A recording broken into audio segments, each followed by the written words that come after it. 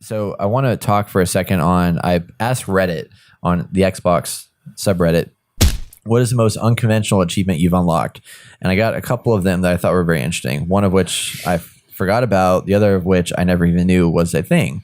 Half-Life 2, there was an achievement called the Little Rocket Man, where you had to pick up a garden gnome at the beginning of the episode and carry it through the whole entire episode and stick it to a rocket at the end, launching it into space.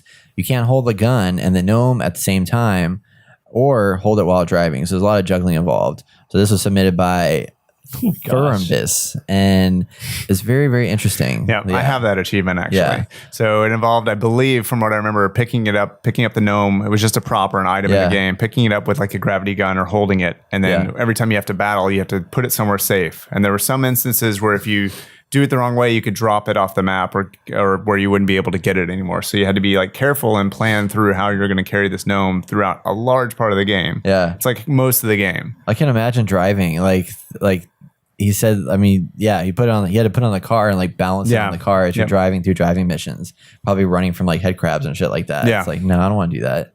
And so that is an example of like a really cool achievement that's like fun to do. Yeah. You know, and I think the good thing is being able to share it with other people. So like my Xbox gamer tag is Dane Wayne.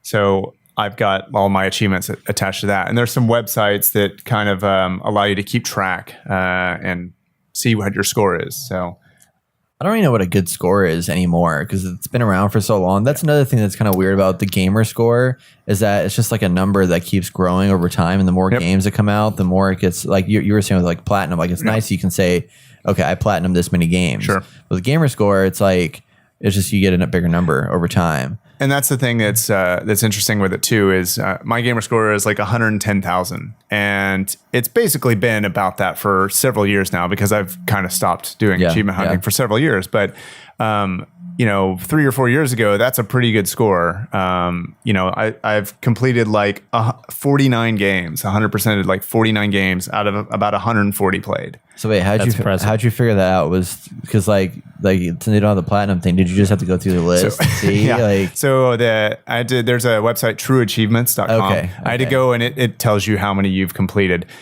They also started adding like DLC achievements, and so that complicates it too. So you could complete the core game, but then also have to complete the downloadable content. I mean, most games are typically 1,000, and that's how Xbox typically worked. They've gone away from that a little bit, but especially with games like the Master Chief Collection, I think that one has almost 6,000 gamer score in it. And wow, there's some impossible ones in there, pretty much. I mean, not really impossible, but seemingly impossible. Yeah, like are y'all familiar with like the Lasso playlist, Legendary All Skulls On with Halo?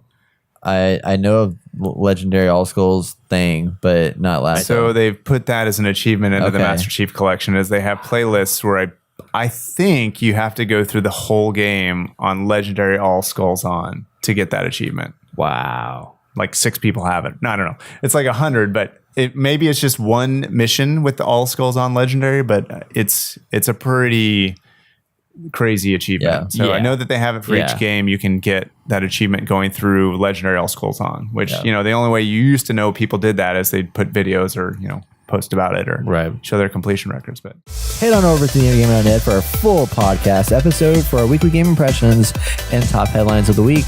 That's one of me doing an interview. Here's one of all of us. We'll make some cool things. Brett's also right here.